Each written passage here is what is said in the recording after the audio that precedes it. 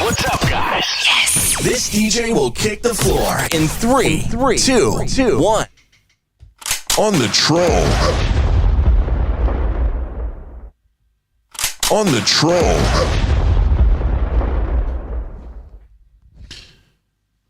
Hello and welcome. Welcome back to Mzansi. We are back again. It is that time of the night where we have to talk about what happened in that court. Well, section 174, it has been discharged, or it might be in the process of being discharged. And then we have a situation of KOZA, that is the name if I'm not mistaken, fighting hard tooth and nail to keep his person. There was a statement that DCS released yesterday after the court proceedings, and in that statement they were basically saying that Ntuli was lying. He's lying. He was caught with the cell phone and all of that. So everything he was saying in court, he was lying. Okay, fine. So that is a result of Mr. KOZA today being in that courtroom and actually fighting the way that he was fighting. Look, we must call out incompetence when we see it in the high places where more so we are contributors of the text towards those. But there is too much incompetence that transpired in that process of bringing the person that they brought initially.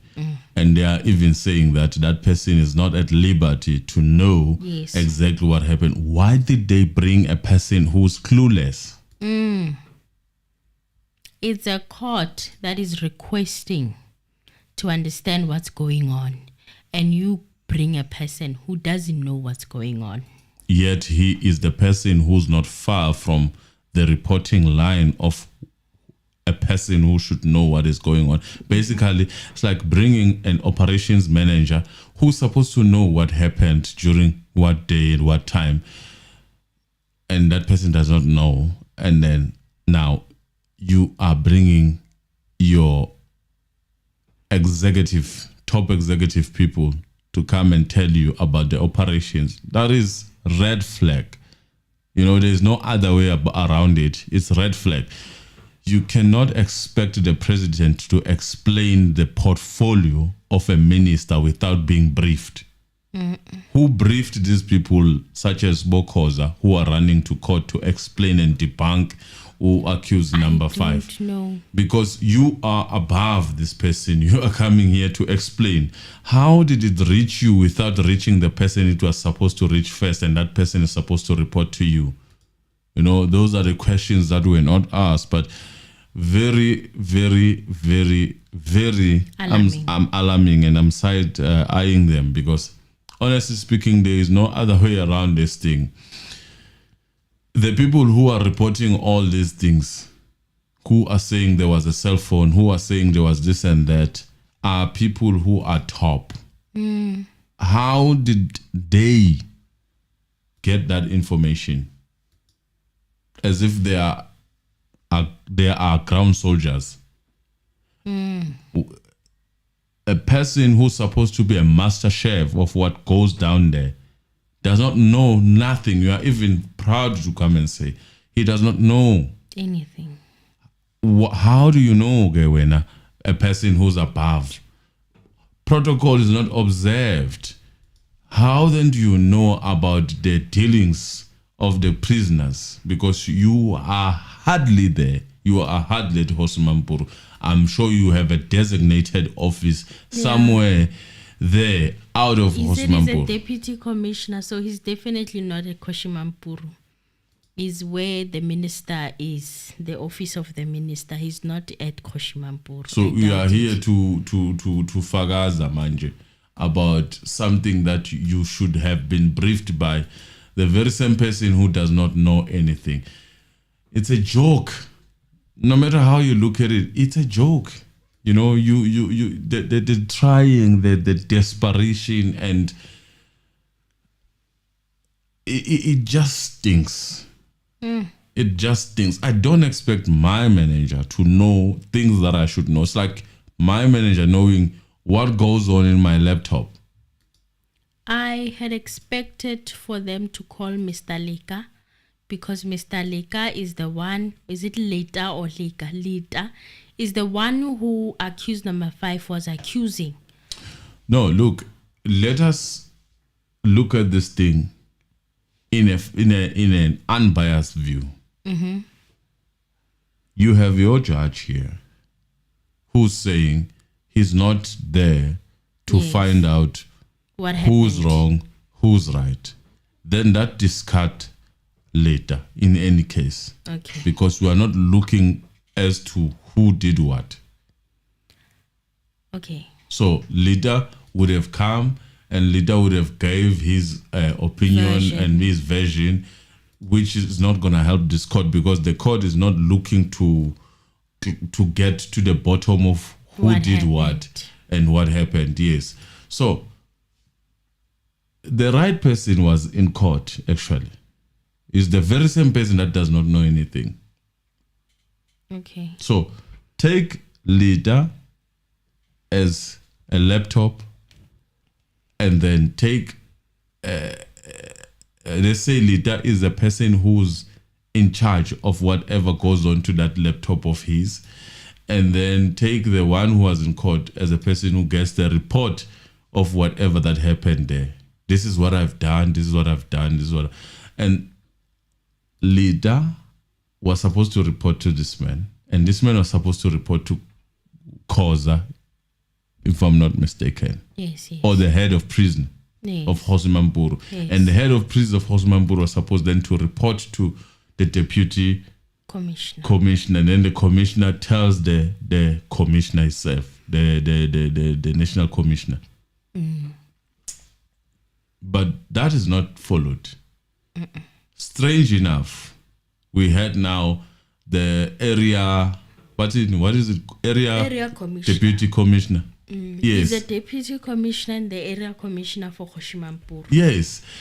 What is he doing in court?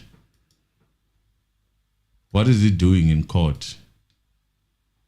You know, it doesn't make sense. It's incompetence being displayed on television, where people are showing that basically it's all about them or nothing. They were not supposed to release statements. These are small issues that should be dealt with by the operations manager. Yes. A person who's there, Hosimamburu. Now people are taking cameras. They are telling us what needs to happen, what happened. You were not there. You were not there. Let's, for argument's sake, let's take the person who made that video and ask him, did you find the phone in accused number 4's room? Did you find the phone? He's lying, right? Accused number 5 is lying, right? Yes, Did that's you what they're saying. find the phone?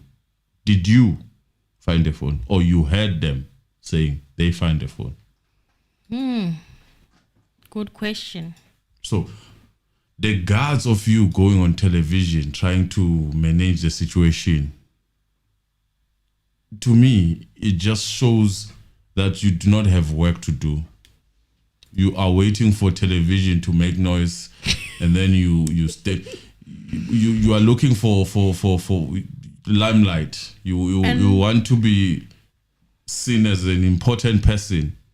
To think that this situation could not have escalated that far, the reason why it did is because they were not responding to accused number 5's complaints from the inside, so much so that it affected his ability to be able to show up in court. That's where the problem was. From the very beginning, Yes. they should have just addressed his complaints internally. Yes. It didn't have to go that far where he felt like, what's the point of me going to court to go back? I'm not comfortable here. It didn't have to go that far. They could have just answered, because he even said he wrote to Jigs he was even accompanied by Mr. Maswangani to go and address them, and they just ignored him, and that's what he's saying. He waited for 20-30 minutes. The ambulance was was accompanying him. He should have just paid attention to his complaints and dealt with them internally. He didn't have to come to court, honestly speaking. Lindy Obembe, God bless you. Thank you very much. He didn't have to come to court, and now by it coming to court, it has shown gross mismanagement. It shows the leaking bucket of DCS. It shows, I even read that statement yesterday. It shook me to the core. It disturbed my spirit, that statement. And I'm like, who wrote this? And then when you check who wrote it, it doesn't even have a name of who's responsible for writing it. You understand? It's like stopping a leak with your own hands. Water leak. No. DCS can do better. And I even recall with private companies, your media companies, what happens in such situations? They have a legal department. They will call upon their lawyers to come and respond, right? No, these ones, they want to respond. They are the ones who go direct. You want to be a master of everything. You are not a lawyer. And then I heard him wanting to challenge Mrs. arguments. I'm like, hey, batung tate KOZA. They are going to have you for a meal when I cause. Yo, this is a court. This thing of thinking that we are smart everywhere because when you deal with these people all the time, it's a problem. Already, yo, and I was like, don't you have like a legal But one thing for department? sure about these people, they all have these elements of they have this arrogance about them. I'm sorry to say, my observation even Mr. tells KOZA, me that the way he was speaking, he there's this arrogance as if they are in charge of all these things. You know, I'm in charge. What can you do? Who are you? There's that thing. In my opinion, it just you can, in your right mind. I don't care whether you have obtained your LLB, whether you've got 5 years to obtain it, whether it is delivered on a silver platter or not, but you cannot take on a seasoned lawyer about law. You can't.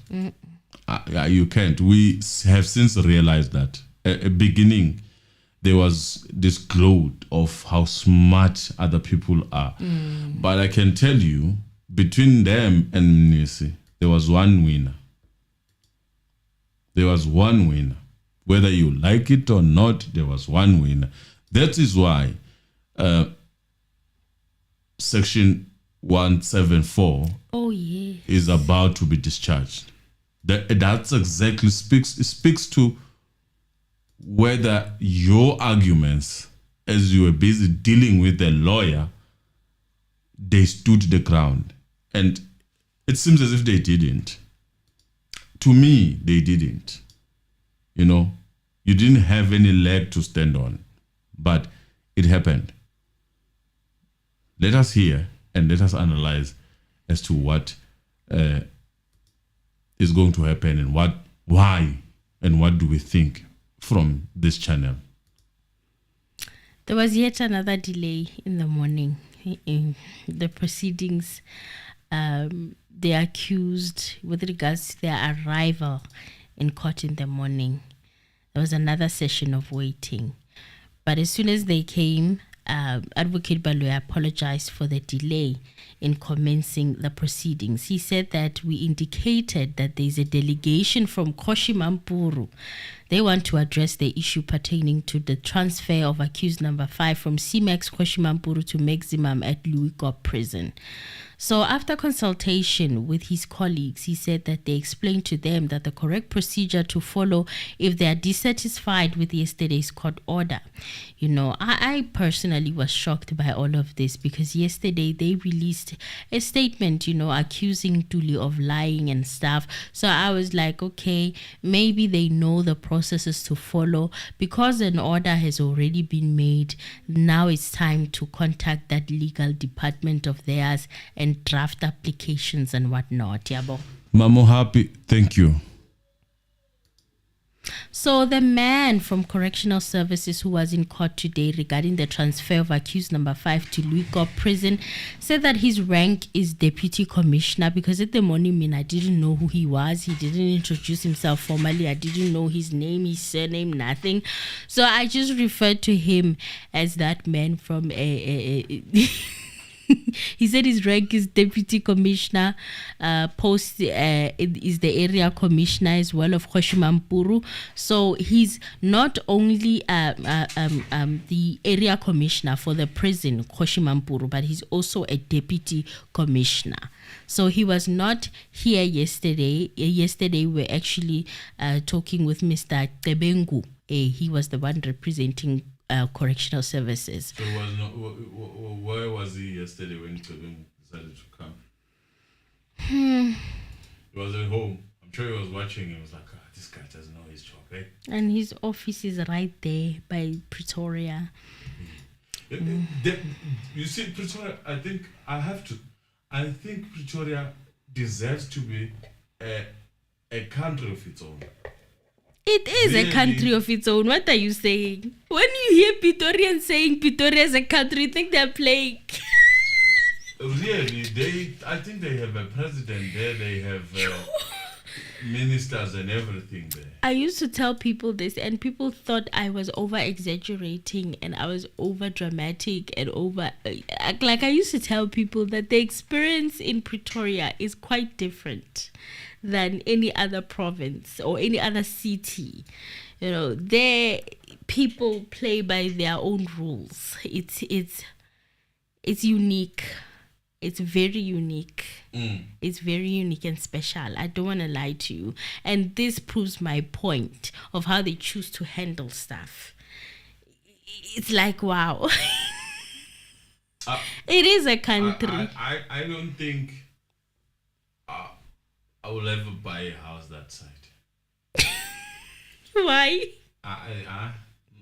You need a passport that side. Why? And the funny thing, it is so quiet, you know, it is so quiet, more especially if you go around the sides of your house. Yes, you can walk like with your phone in the place. street. Yes. Yeah, that I know. People are saying that they're like, oh, it's the most safe. It's not like other cities where you can't even walk with your phone. I used to pass those offices of SAPS. Terrible things. Terrible things. And I thought, wow, this is where the things are happening, you know, serious stuff. But little did I know. Terrible things are happening. Inside terrible those buildings. Things could be happening anywhere. I'm not saying they are happening there. We are saying just a lot of things are happening that side. A lot of things are happening that side. It's the capital city of this country. Yeah. So a lot of people that have power are there. That's all I'm going to say. Let's put it this way. A lot of people that think they have power are that side. That think they have power. Yeah, they are there. When you are mandated, you are given a duty by South Africans. You really do not have power. You just are a servant of the public, right? Yes. That's how we were made to believe. But it seems as if the power get to be exaggerated to a point of personalizing it. Yes. And then we have situations where people don't want to move when it's time to move. abasafuni manje ukusuka emandleni because that they is are a very- addicted to the power It's a that bad habit, a very bad habit. they perceive the position has. They forget that they are saving people. They are saving South Africans. That just flies out of the window. They forget about you. And yeah, they show it as well most of the times. So it's a lot. It's a lot. I think that's where I one would say, my experience of not completely trusting the police, most of the stuff, I saw them there in Pretoria and I was like, you can recall with the Senzo situation. Senzo was operating a few blocks away from Brooklyn Police Station. Not even a few blocks, I would say 5 minutes away. You could almost run there and come back to police station. But look at the things that were happening in that club. Look at the things that happened in that club. The only thing I remember about Senzo is it was a place that looked like a place you would like to be at. And then people tell you, people who went there, we were drinking expensive bottles. Normal bottles that you would get at Hatfield by low prices, but then they come back and tell you it was this much. You're like, wow, people are living life there. Yeah. People are living life there with those arrangement of the skirts, those John Vulgate skirts. The bottle girls. Or girls Baba Bodlela. Vele miki angena lapha intombi yakho hayi. Well, Mr. Leta was also not in court, and the judge asked this deputy commissioner what time the court started yesterday and whether he witnessed that. The deputy commissioner said that yes, this is Mr. KOZA. Let me just call him Mr. KOZA from now on. He said that he was already in court by that time. Mr. Leta called around 9:50, which is 10 to 10, saying to him that he needed clarity from him whether he should release offender Ntuli to Louis Gop or court. Then he said to him that he must wait for a moment because he's assigned to come to court to see if they cannot be able to maintain the status quo. I don't know what that meant. What do you mean maintaining the status quo? The status quo for the court decorum. I don't know. What status quo? I mean, so he said he had to revert back to the administration process. If people want to study law without offending anyone, yes, UKZN is also providing part-time law. I think it makes things better to actually try variety of things, more especially you can be situated in Pretoria and you study in Pretoria because it causes problems. Perhaps you need something different where people are not going to treat you with glass gloves. They don't know you, they don't care. Try getting a degree there by UKZN. I think you'll thank me later. Well, he also said that it was a wrong procedure or a wrong process for Mr. Leta to have already released accused number 5 to Louis Gop in the morning. So he thought that he might have been the contributing factor, and he said he was apologizing for that, and he was apologizing to the judge. So let me get this straight. Yesterday, we watched everything unfold the way that it unfolded. He literally said that man was incompetent. Yeah, basically. in a nutshell. So the judge told him that yesterday he explicitly stated in court that he does not have the authority to regulate his area. I remember him mentioning that, and I kind of had a little bit of a problem with that because I also had it, but I didn't mention it, but I had a problem, and I still have a problem now. You know, those judgments that are portraying themselves as if it's a favor. And then you go on to quote some of the sections that are saying you need to make sure that you run your court in a manner that will satisfy. And in fact, I think the other part that they would miss is that one of saying that it should be fair. So I had him trying by all means to undermine that part of fairness. To say, I don't care what happens there. Yes. As long as you bring him to court. Even on time. In a sense that says, even if you drag him to court. You know? But then that is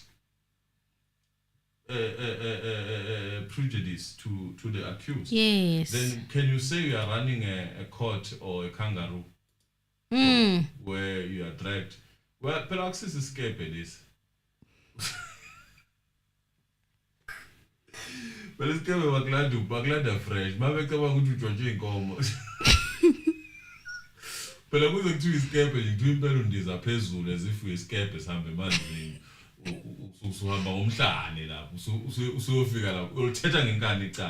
So that is kangaroo court. You know, those are elements of kangaroo court. So you can't say such things as you don't care what happens. As long as this person is still dealing with in this court, if he comes in and say, I've got headache, you need to act on that. Yes. That is how law is supposed to be. You need to act on that. And this judgment that you made, it was a judgment pertaining to that more than anything, more than being late and whatsoever, more than trying to please your Lidwabas and deputies, those deputies of Lidwabas, and it has to do with you making sure that your judgment, the day you give the judgment, no one comes and say, but I was prejudiced. Yes. Here and there because of 1, 2, 3. Yes. That's why you made that order. And rightfully so. I like how Ramsipila argued that you cannot then decide to be a referee of your own decision. If you want to be a referee of your own decision, you need to give it to someone else. Yes. That person should be a referee of your decision. That's why there are levels. There's High Court and there's, he wanted to revert. I couldn't believe it. When Mshololok was I couldn't believe it. saying that it cannot be reversed, and it's like, who said that? I'm like, so he's telling us that if he wants, he can reverse this decision and this court order. He was already doing that, in my opinion. Stembile Mkwanaz, Ndonga, thank you very much, Siabo.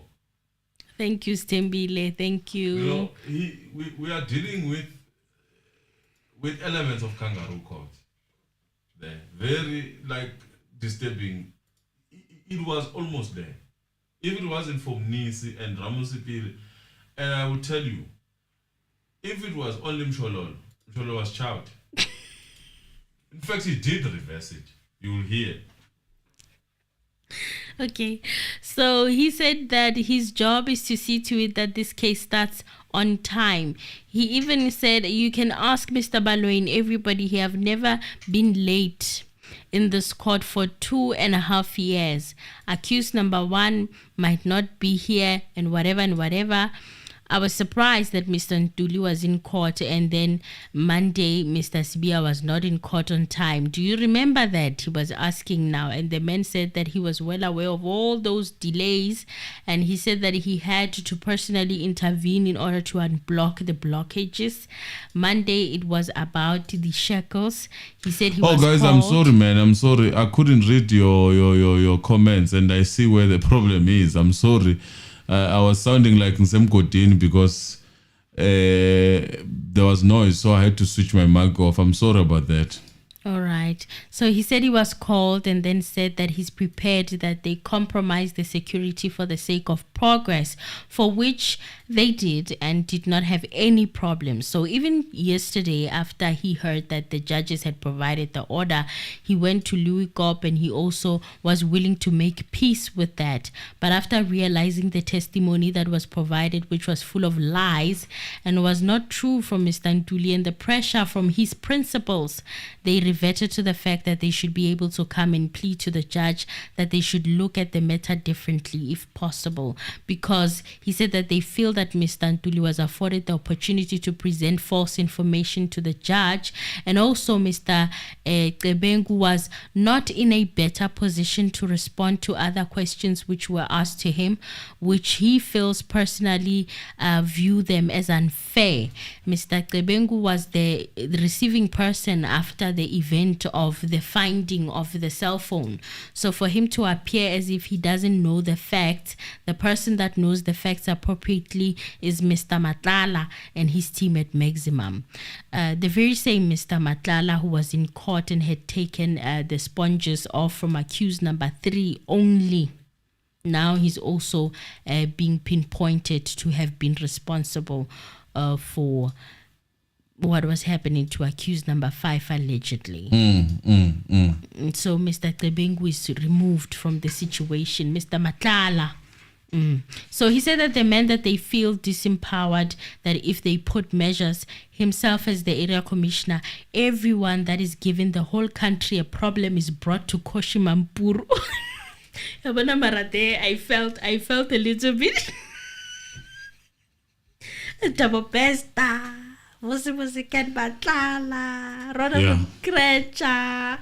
Yeah, everyone basically they take them to Koshimampuru, and he said that they were trying their level best to come up with interventions, and once they receive orders that are disempowering them, they feel restless and not empowered.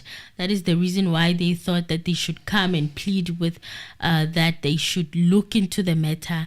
And Emily, yes. just sorry, can you hear me? I can hear you. Can you hear with your headset? Why couldn't you tell me that I was far? Because I could hear you through the headset. I honestly could. The reason why, guys, you couldn't hear me. Maybe my headsets have stopped working. The reason why you couldn't hear me is because my mic was off.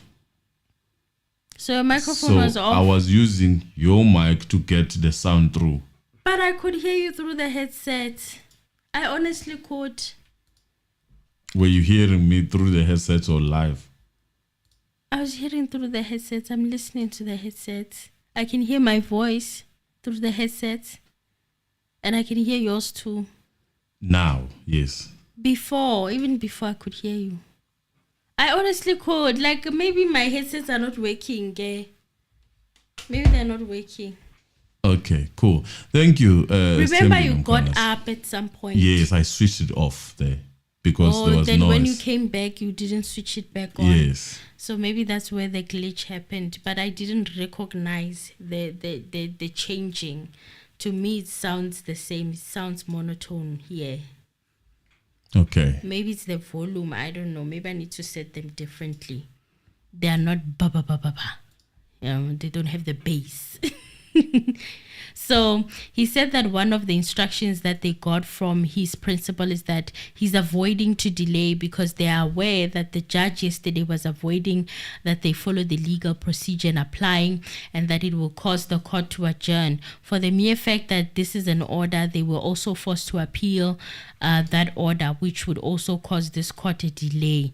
So that it's also why they it's coming are with threat to this KOZA, man. He said that they are very sensitive about this, and they also want to apologize for all the shenanigans that have taken place, and they commit themselves to making sure that there is a smooth running of this case.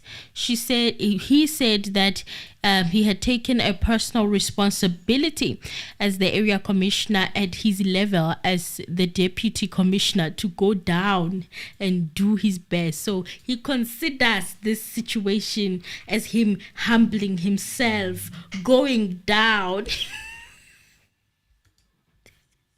So the judge said that he appreciated his approach and he's a very easy man. The judge is saying, I'm a very easy man, he's a disciple of Nelson Mandela who solved intractable issues for this country by just talking we are doing. You see why there is this uneasiness when it comes to such leaders.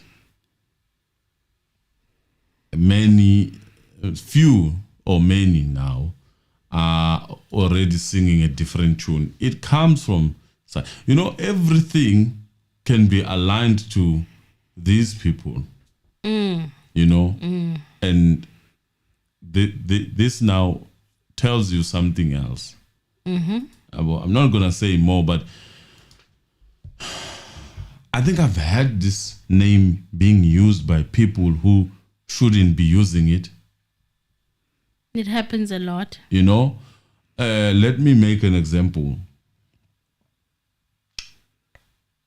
People would not play around the history of the likes of Robert Sobuk. Yeah, but not that one. They don't talk about him. No one is going to come and tell us, Guti, until Robert Sobuk is resurrected and all that. I haven't Robert Sobuk. We don't even know. You have to go deep in the archives. We are a generation that tell things as they are. You see, that is a problem. If your name fits to any lip that you can think of, good or bad, I start to have my glasses and start to look at that and think, what are you? Are you an amuba? Because that is the only thing that can fit anything. An amuba is shapeless. It takes the shape and the form shape of whatever container or whatever surface it finds. We need that's an amuba. That's a problem. Now I have a problem with that, but it's okay. It's a story for another day. Yeah. Well, he said that he doesn't want to talk too much because people think that he knows too much. And then he proceeded to talk too much by saying that there was a fight between the staff and the accused.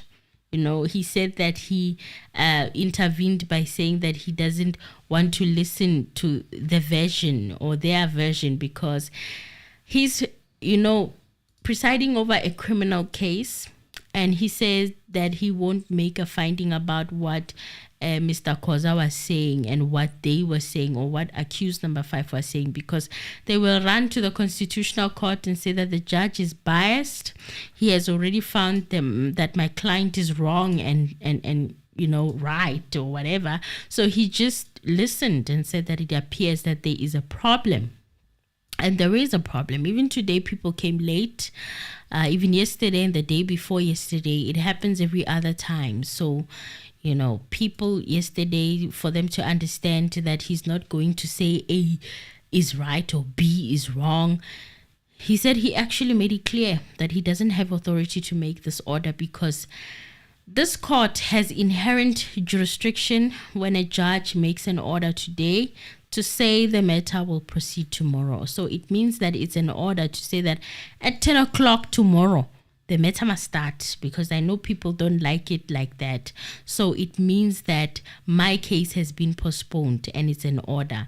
So he continued to complain about the constant late starts and whatever. And he said that he was only interested in that court, that it should start on time. And that's all. And the Deputy Correctional Commissioner, Mr. KOZA, said that they were well aware that is why they did not want to be contributing to the delays. The judge even made sure that he classified him as in maximum when transferring him to Louis Corp. Why did they bring him to that side of Osman Boru in any case? That is a question. Question mark. So the correctional officer also said Ntuli was found with a cell phone. He said that he will put his head on the block and he will make sure that they are in court before 10 a.m. The last time we had people putting their head on the block, they were telling wrong things in that court.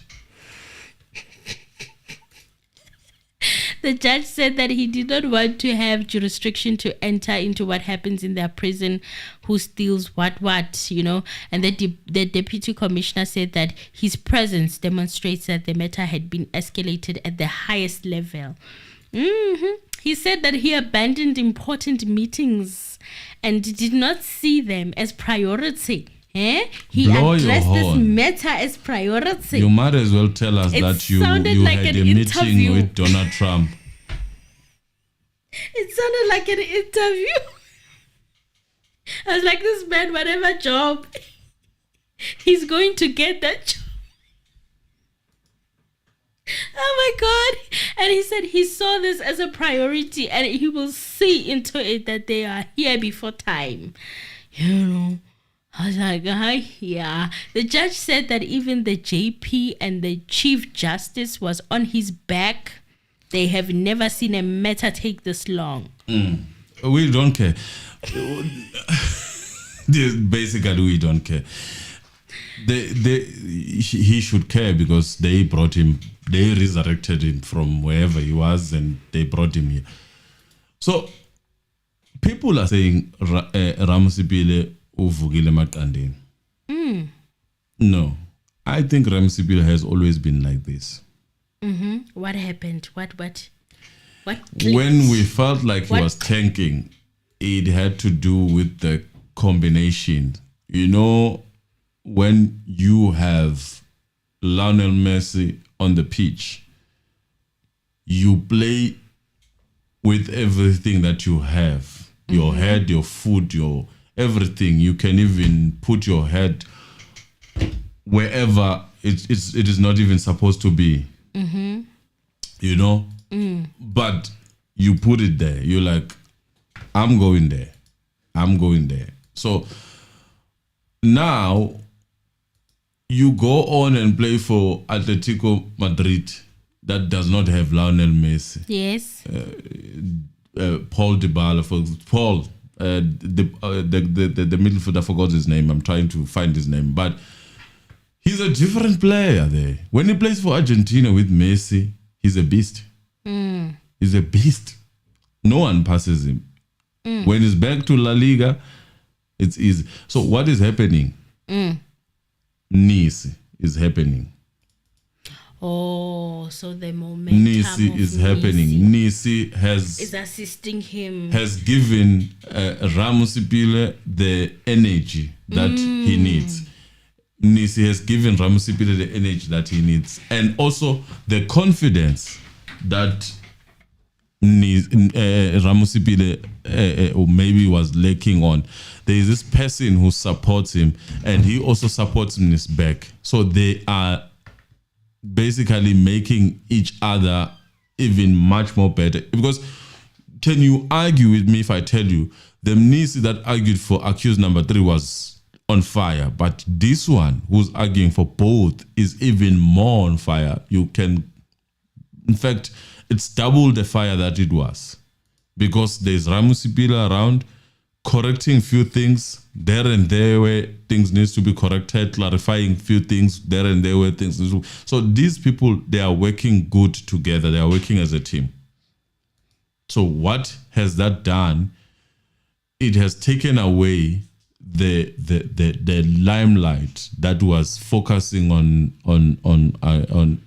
Umalo and Mshololo, because they're also working together. You can almost tell that they probably know each other better than the rest of the people who are in that court. But with time, people get to understand other people around, and then they pick their partners whom they think that if I go to war with this person, is going to have my back. And now there's this Mnisi guy who is really supporting and giving what do you call the confidence back to Ramusipile. He is making sure that he supports him where he needs support. So that is basically what is happening. There is nothing wrong that Ramsipile had. I think he was a bit afraid in that court. So he thought that by playing nice, things would go, maybe will be okay, smooth and stuff like that. But now he has realized that being nice, you are thrown under the bus. I think the last straw was when most of the statements were attributed to him. The inadmissible statements that were eventually admitted because he's the one who put them on record. He saw how, we are not playing fair. We are playing with everything that we can. We are kicking anyone that we can kick. So that was a problem. So Ramsipile is a good lawyer, very good lawyer. He just needs to feel at home when he gets to that court. And who wouldn't be afraid? I mean, the manner in which I've seen Rata treating some of these advocates. I mean, you are an attorney and then he's treating advocates like this. You would be afraid. Yes. But he's back. He's back.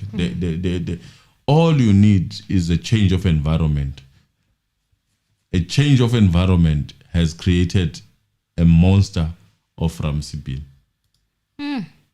Well, Judge Ratam Mkwatling said that this is the first experience he's had in his 50-something years of working in the legal field or legal profession. And he said that he is not fighting anybody. He just wants them to be in court on time, which is valid. But the way he was saying it, it sounded like he could change his mind anytime, you know.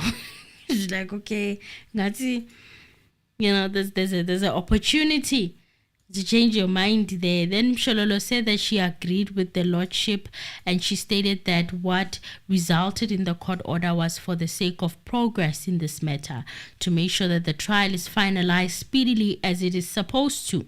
The delays affecting the constitutional rights of the accused to have an expedited trial, you know. And she said that the court order has been granted and cannot be reversed.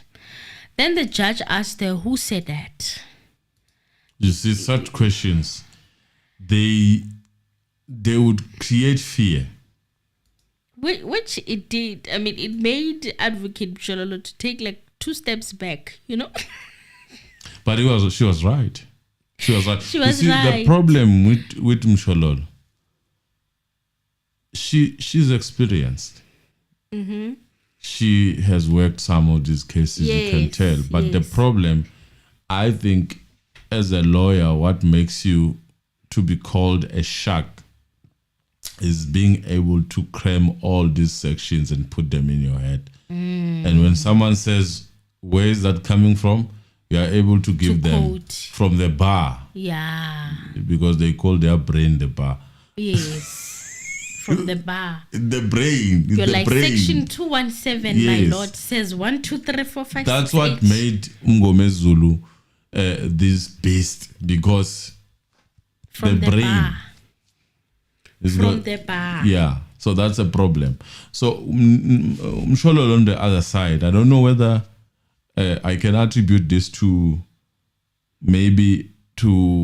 this is my assumption. I feel like she is not only focused on criminal procedures. Mm-hmm. She's all over. So by so doing, you take time to grasp and get all these sections in your head when you are dealing maybe with other stuff such as civil matters, and then you deal with your criminal procedures and all that. Like, for example, she was representing Meripad. Who is it? Yes, it's Meripad. That's a different case at all. No, you can't. You need to remember. Guys, I wanted to do a video on that, but then I had to call myself to order and say, you know what, eating in Nyege family, let us not do this to Advocate Mshololo.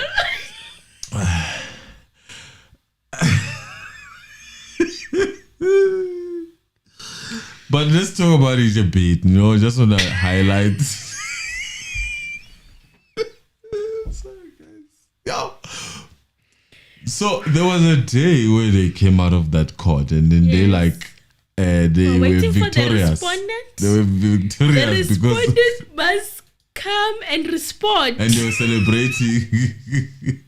I'm sure you guys have seen the clip even there on YouTube.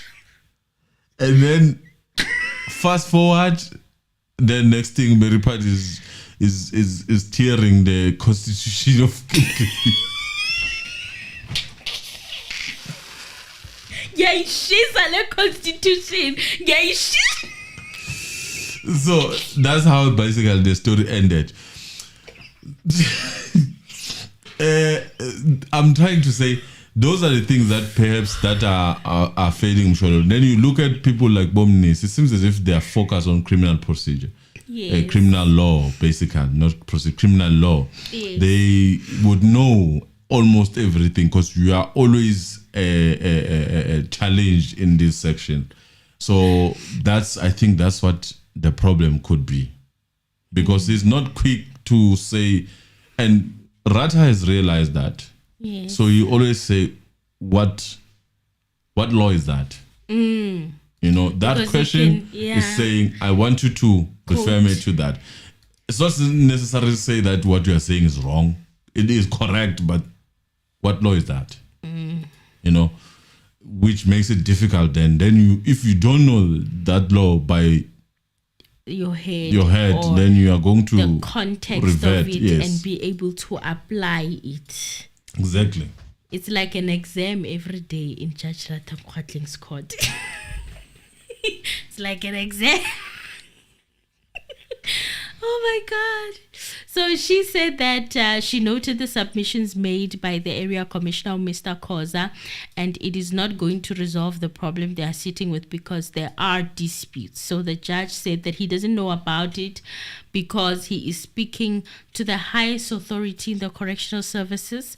Her client is in open court, and he said he does not want to get into the merits of their disputes. He only cares about them being in court on time. So if accused number 5 wants to bring an application on urgency to interdict whoever, it's his constitutional right. He's welcome to do so.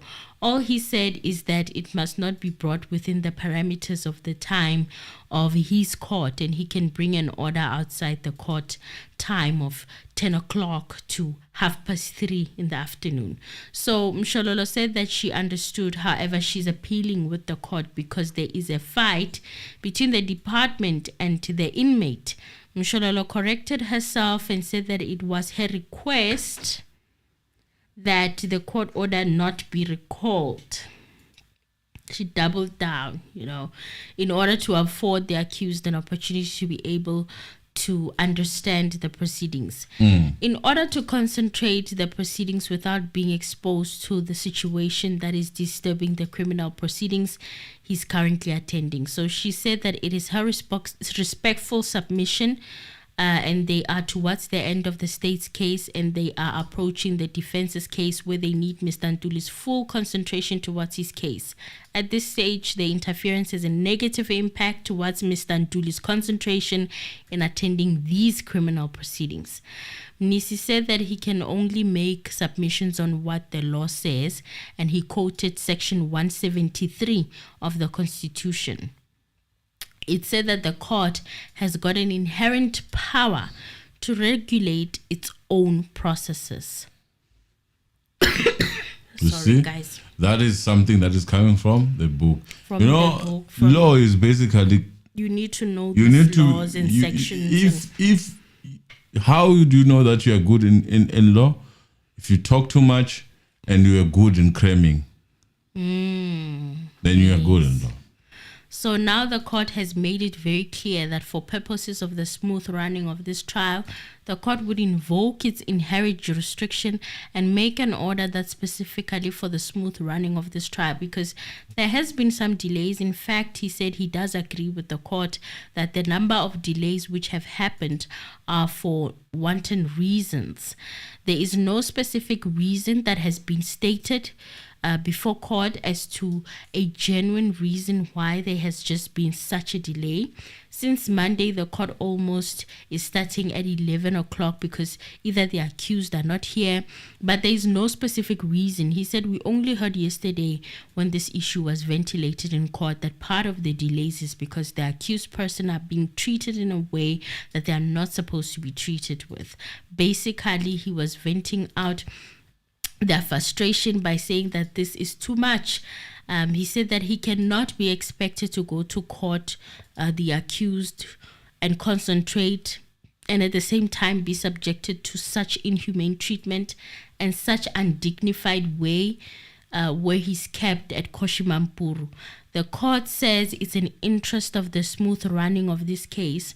And he said, and I know that I cannot interfere with the decision of correctional services as to who must be housed where, but in an interest of the smooth running of the case, I'm going to propose and make an order that Mr. Ntuli then be sent to Luikop, where he says he will be treated better than at Koshimampuru. And the court correctly says that I don't want to make a value judgment as to who is wrong and who is right.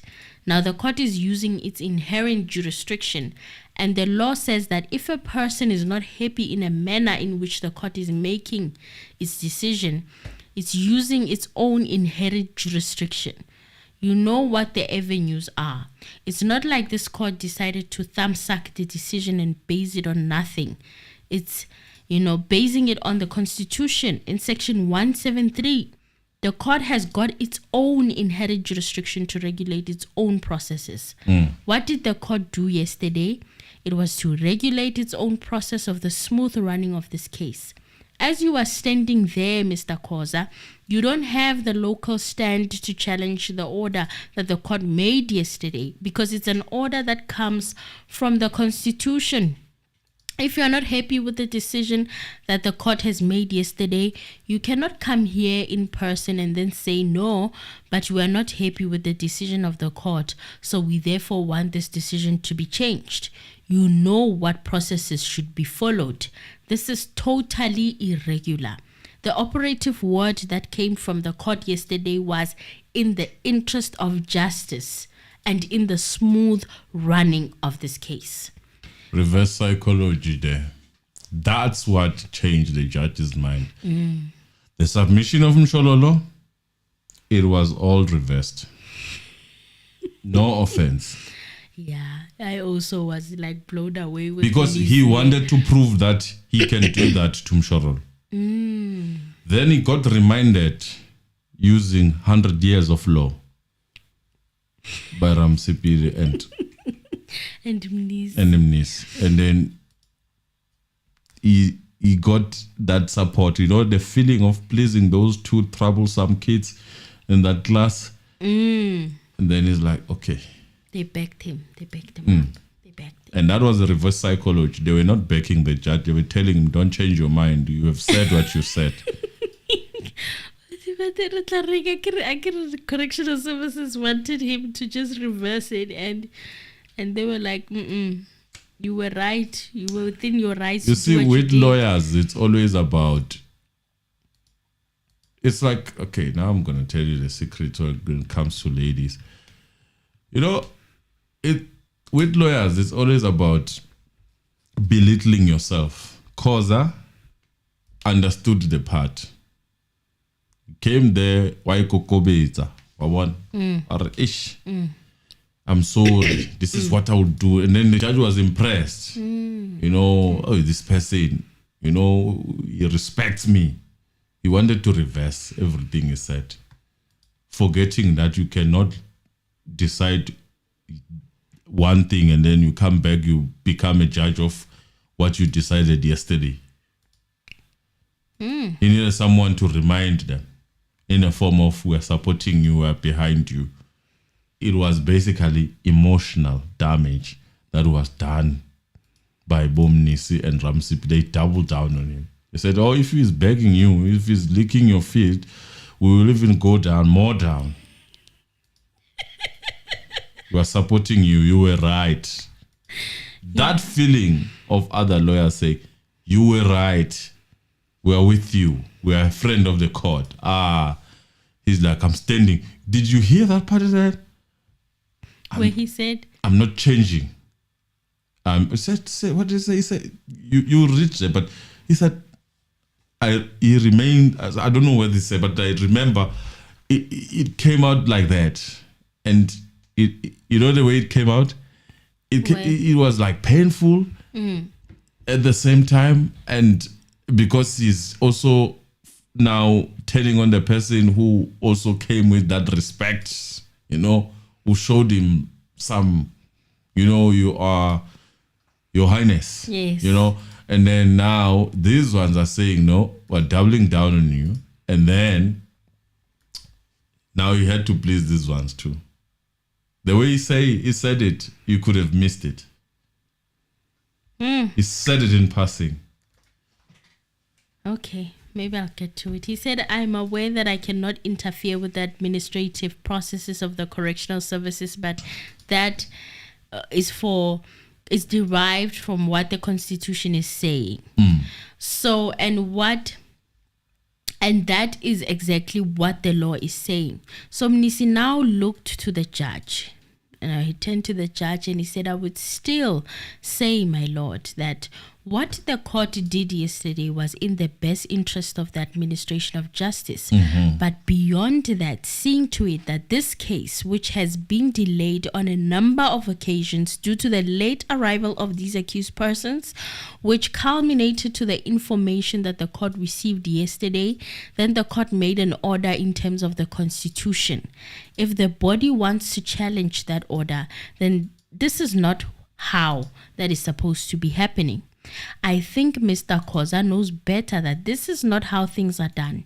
And I personally refuse to go and entertain this very same aspect in the judge's chambers, because if a person is not happy with the judge's order, they cannot simply say we can walk in the judge's chambers and say we are not happy with this decision, and that is not how things are done. There is a specific procedure that is followed. If you are not happy with what the court did yesterday, you can either bring a review or an appeal, and I can state it for a fact that if that were to be the case, I'm going to make an application that I also be regarded as a friend of the court in that regard. And then Nisi closed his argument. He was on another level, in my opinion. Then Ramasipili then said that in the morning they were requested to see the court in chambers because officials from DCS wanted to discuss the yesterday's order with the court in chambers. So they actually attempted to have this in chambers to try and make the judge reverse the order. It started at the chambers first before it went to court. DCS. Well, he said that he agreed with Mnisi Ramasipili because he has been a lawyer for over 100 years and he's not going to see the court in chambers because they've got a legal person that he once met in court. He said that she knows the law. So apparently DCS has a legal person. I was shook at this information and I'm like, why is she not the one doing the talking there? Because that's her expertise. Because he has no leg. They have no leg. They're just testing waters.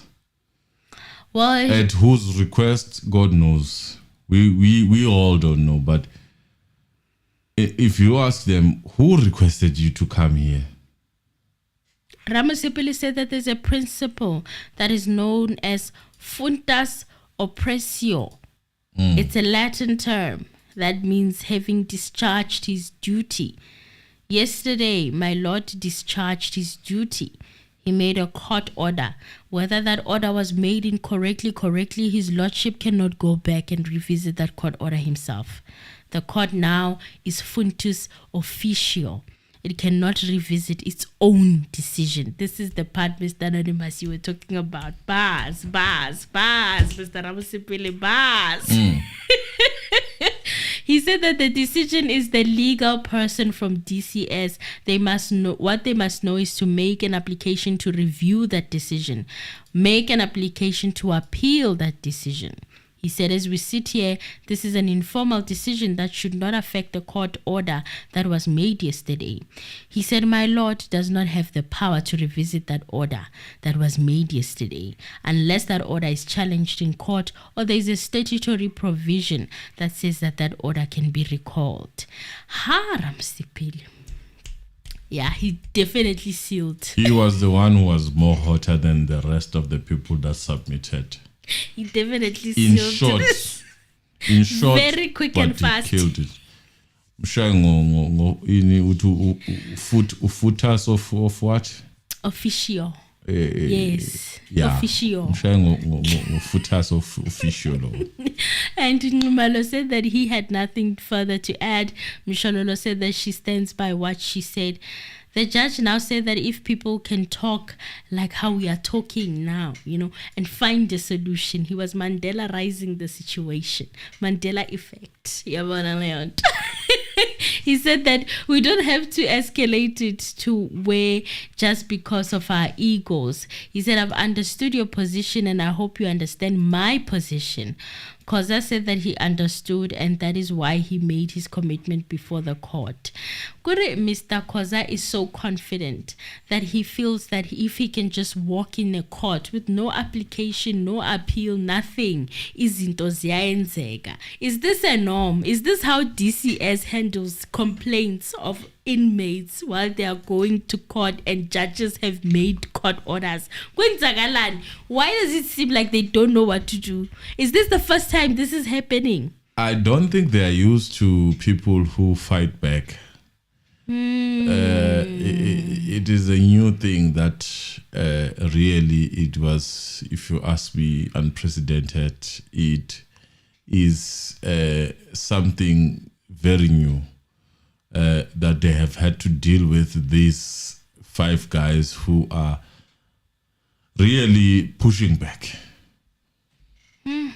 KOZA said that the inferences made that there is a fight between the department and the inmate.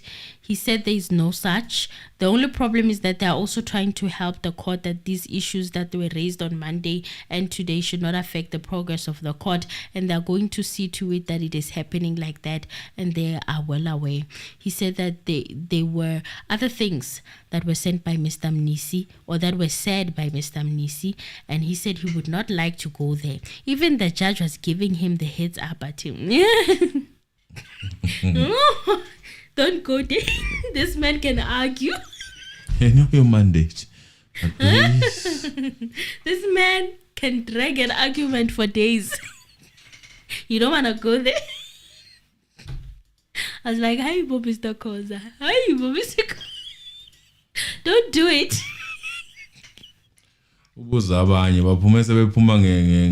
Reverse. When were they let go on that testimony? No one knows, but don't do it. Mission abort. Mission abort.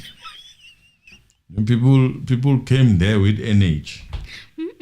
People came there calling people colleagues, and then towards the end, people were taking an offense.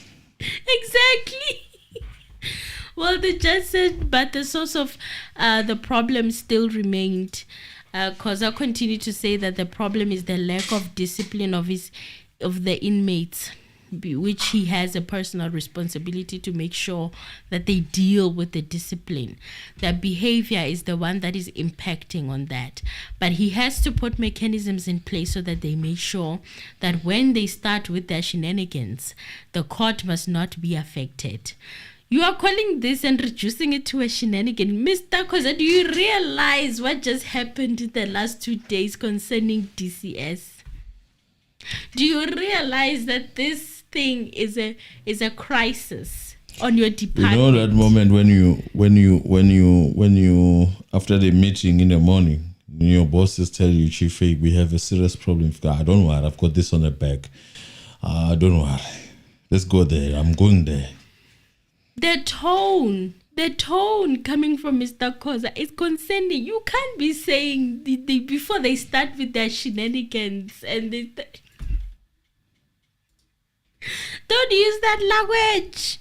He said it must be their own problems. And he also said the judge. And also, one thing, I feel like they should just let the legal department deal with these court appearances, because legal people will know how to prepare on behalf of DCS. Who needs a legal department if you can just call in for favors like that? Manje said before they get up to the shenanigans, that is not a good look. It does not sound good. Let the lawyers do what they do. Right? Yes. The judge said that they can bring the application for rescission, but he has heard them. He added that he does not intend to denigrate his status. It's not his intention, and he will never do it. He gave another history lesson again about the ANC and the PAC, the fact that they were one organization. That's not what I recall of them ever being one organization. What I know is that the PAC was formed by people that left the ANC, that split from the ANC. But literally his explanation was that he said that the two intellectuals were Mandela and Sobukwe, and in 1960 they split on the basis of arguing about whether they must include people of no color in the ANC or whether they must not be included in the PAC. And both these organizations realized that the people of no color who were their compatriots came here in 1652. They're not going anywhere. And he said whites are still here. And he said that the problem, you can still talk about like this one of Ntuli, but nobody's being denigrated. So he was comparing the situation of these two political parties to what was happening between Ntuli and DCS. KOZA said that they respected the decision as the court pleases. And then Baloyi said that yesterday he indicated that he intended to update the existing exhibit lists and the formal admission of Warrant Officer Munakedi testifying. They have incorporated that in the list of admissions. He also went on to admit even more of the other exhibits that have been previously testified on that were not admitted. He admitted all of them. He also admitted the footage from ENCA of Longwe, which was by hook and to my crook. surprise. Those are things that we need to look at, in all honesty. I did tell you about that video, and they even said that the video was limpy. Yes. Look at how, after failing to justify and in fact procedurally admit the video, Baloyi goes on and argue. I can tell you, it's a lot of gibberish that I had there, in my opinion, because I read the procedures of these videos at some point. Here, there is a video where we were dealing with this when it came. This video is edited. Yes. It is not the original source. Number two, this video is not clear when it was taken. It could have been taken later. It could have been taken on the same day. It could be... God knows. We don't know. Nobody knows when it was taken. When it was taken. But he forced it to stay there. Anything that, if you remember, this is where the double standard is at.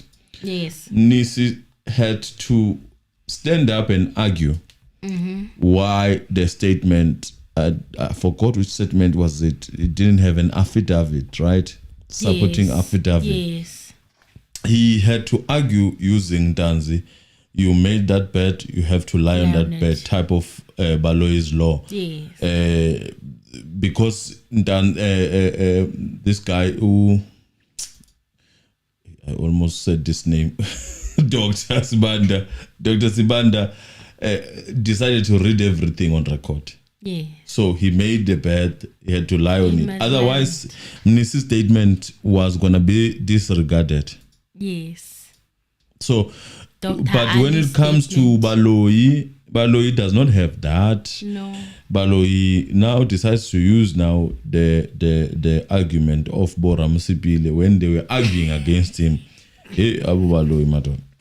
And now he's using to support why the video should stay there. Basically, it is surprising how this judge has been leaving things hanging like that or I don't know whether it's on purpose, but he does not accept when it comes to state. It does not really remove anything.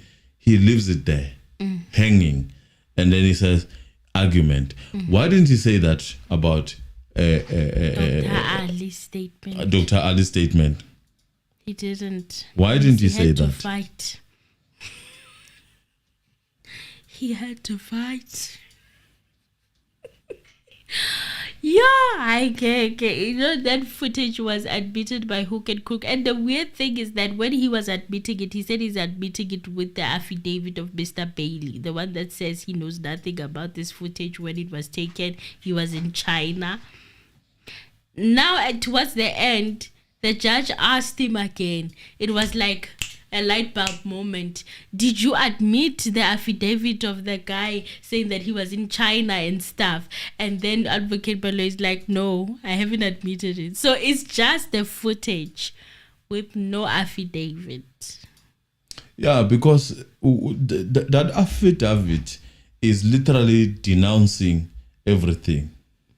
That's why the judge had to remind Mr. Baloyi that, are you admitting it with that affidavit where he says he's in China? And advocate is like, no, my lord. I'm not. Yeah, well, the concerning Dr. Ali's statement, the dentist who examined accused number 3's teeth, the judge asked if it is the correct way of handing up that document, where the document was not accompanied by a statement. The judge said that he doesn't remember it being handed up, and then Mnisi said that it is so. However, the entire document was read into the record by Mr. Mabasa when he was being re-examined by Advocate Sibanda. It was not handed in an exhibit because Mnisi only referred Sergeant Mabasa to specific paragraphs in that report. Then Sibanda made him read the entire content of that. So for one lesson that record should come out of this, for those who are studying law, who still want to go there and deal with Roman Dutch law, it is very important to notice things like this.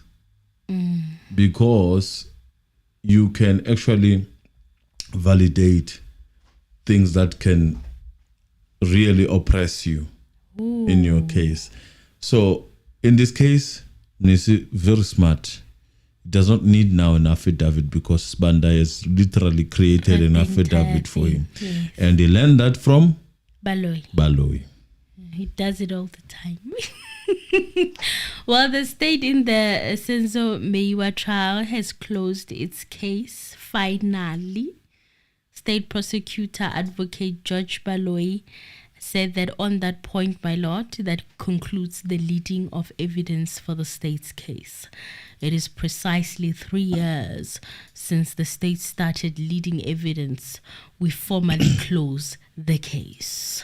Siyabonga. Amen. Hallelujah. Well, someone is asking, good, when did Gininda finish his testimony? As I said, you didn't catch Forget it. about Gininda. The state has closed its case. Forget about him. He's not gonna come back. Maybe he'll come back and it's done. I don't see the defense. If the defense, he has to recall him. Yeah, if he needs to be recalled by... If section 175 of criminal procedure does not succeed, as we're going to discuss there. Yeah. Mnisi said that he thought that he would have brought this to the attention of the court before the state closed this case. Number one, it relates to the video clip that Mr. Bailey had to come and give testimony on. That video clip had already been admitted as evidence before court. And on the providence that Mr. Bailey would come and authenticate the video clip, right? Now the court has been told that Mr. Bailey is no longer available to come and testify. And not because he is dead, but because of the arguments that the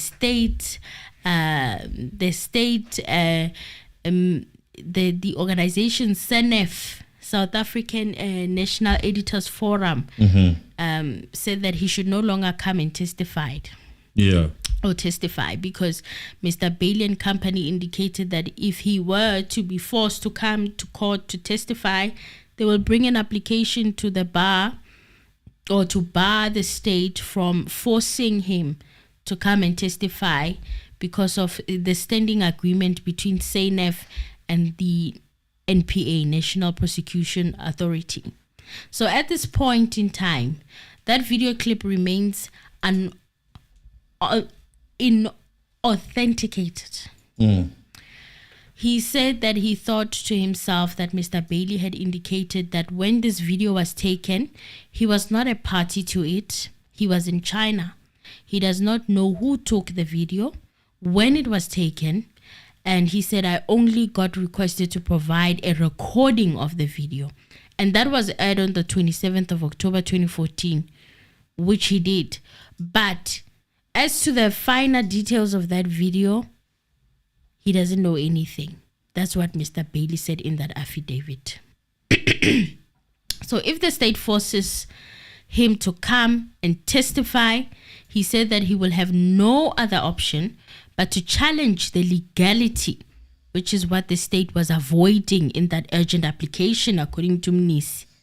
So he says the legality of Section 179 of the Criminal Procedure Act that deals with the subpoenaing of journalists. Mnisi said Mr. Longwe is there. If they want to pursue the video, they can say to the defense that Mr. Longwe can come himself and authenticate that video, but it seems the state will not follow that route. The video should no longer be regarded as something that is a part of the record. It's a pro non scripto. It's regarded as non-existing. Then he went to point number 2 and said that Mr. Sbia has been requesting that the AVL records of the rest of the cars that were used on the day, or when he was arrested, should be made available to him. Advocate Baloyi now was given an opportunity to respond to the issue of the video, and he said that they were requesting that the Hearsay Act be applied yet again concerning this video footage. I don't know how many times I've heard this Hearsay Act. If I can say, maybe 70% of the state's case is Hearsay Act. Let me. I think it's Nadia Dooley saying that Baloyi closed the case because Chauke is suspended. Shubi, I don't understand how this case is linked to Chauke. I don't understand that. I needed to address that perhaps. Because Chauke is the very same person who said, I cannot prosecute this. This case is weak. They punished him for it. They said he's then Chauke, he's slow to prosecute. How is then Chauke he's protecting people allegedly for refusing to take this very same case that we are crying about now, saying that it is currently facing Section 174 of Criminal Procedure Act of 51 of 1977. Why would you blame a person who refused that? Uthi amaphoyisa hambani niyosebenza kabusha ningizele nento ephathekayo so that we can successfully prosecute. You see the problem, this is the danger that I always caution people on. If you just go on and open your TV, and let's say you are paying for DSTV, apparently a multi-choice has been acquired by a French company. It's 3 billion. You're saying French. So if you just watch news in general, you'll most of the time have problems in understanding the root cause of certain things. Because you blame someone because people are blaming them. Like people have their own flaws, and I'm a fan of, and I'm a fan believer of if you are wrong there, we call you out there. Then coming with these theories now later on and say so and so did 1, 2, 3, so and so did 1, 2, 3. The issue of Chauke is a story of another day, in my opinion, that you would have to sit down and understand where it comes from and why. It's something that needs to be studied. In my own opinion, like anyone else, I don't think he has done much more than others have done. But unfortunately, if you remember how Mkwanazi talked about the judiciary also being captured and the need and interference. Yes. This could be, if you sit down properly and sit down and look, this could be a classical example of such, in my opinion. Wanting. There are cases that are pertaining to certain factionalism that was happening that Mr. Chauke decided not to persecute, and one of them being Richard Mdluli. It's a political case, if you ask me, because eventually later Richard Mdluli appealed and he won the case. So those are the things that you need to look at before you talk. The problem is that you listen to the media makes someone very bad, and I've told you here in this channel that how someone becomes bad in media. They first associate him with crime, and then corruption. They use the word corruption, then they associate him with crime, Yes. Associate him with Zuma, appointed by Zuma, this Zuma, that Zuma, this Zuma has been, in fact, demonized in any case in terms of criminality. So affiliation with Zuma automatically makes you corrupt. Very corrupt. And then here comes these certain groups that come and say, you are now corrupt. Then you become corrupt. With no trial. With no chance before so the court to present you basically your evidence. do not have any chance in terms of you are done. Once the media comes in that situation, you do not have any chance. Toast. You don't stand any chance. You are basically done.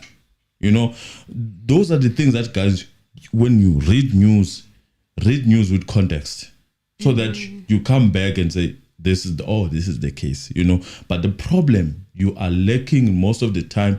I think you guys don't have time. Most of you are busy, are working. Yeah, people are busy. Yeah, so you don't. But you go to watch ENCA. See, ENCA says this. I'm not saying ENCA is a bad, but basically that's the problem. There are certain things that are political in terms of, in my opinion, as far as these things are concerned. But it's a story for another day.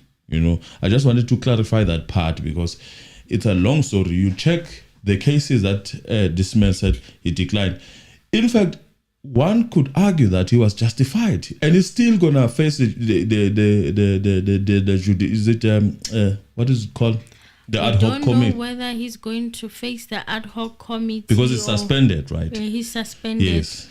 So he still needs to face to the ad hoc. He still needs to face the ad hoc committee.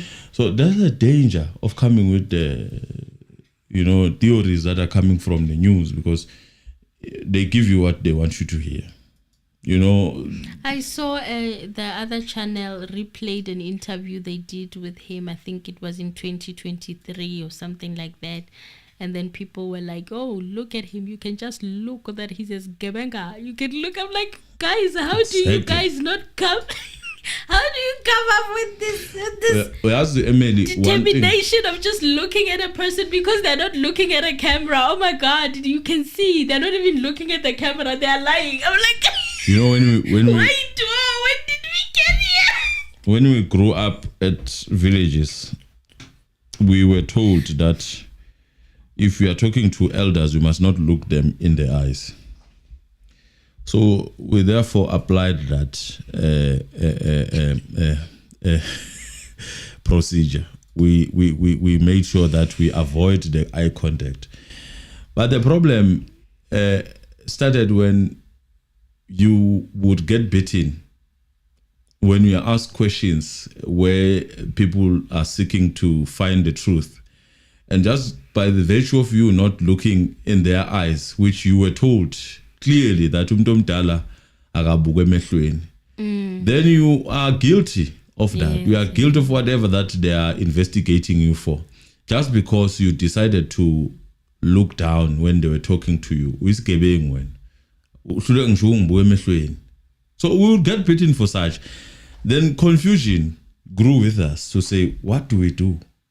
Do we look them in the eyes and get beaten for that? We are not respectful, Bella, when we just decide to do kolos the you know, because everything, as kids, Tina school, he will be beaten for. You know, those are the things that you need to stay away from nowadays. Other people are camera shy. Yeah, some people are. I am one of those people who do not like cameras. Trained. Yes, he's not a person who spends or who you can say the few interviews that are available about him online, that he's not a person who's fond of the media.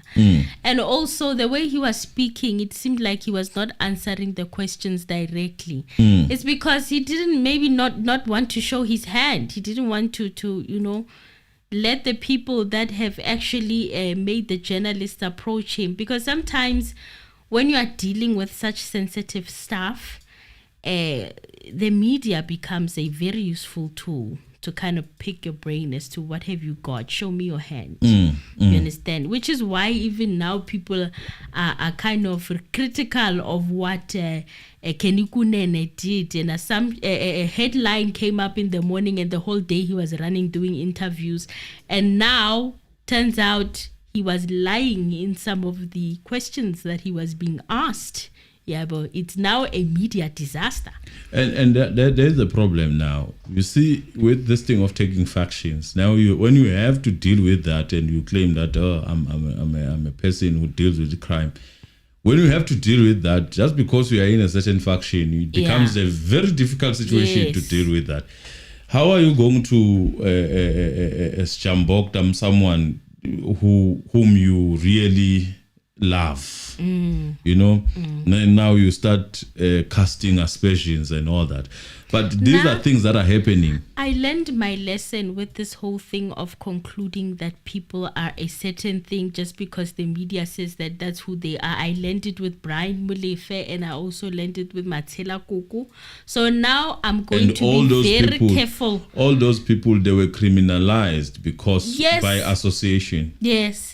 And I remember Brian Molefe talking some hectic things there at the Zondo Commission. Serious things that we are currently investigated of by is it USA? Yes. Yes. Serious things. They were talked. We talked about. They talked about. Yes. They talked about these things, but we know what happened because they were talking to a criminal that is associated with a certain criminal. No one talked about it. But now a different country is dealing with it, and everyone now is talking about it as if it's a new thing.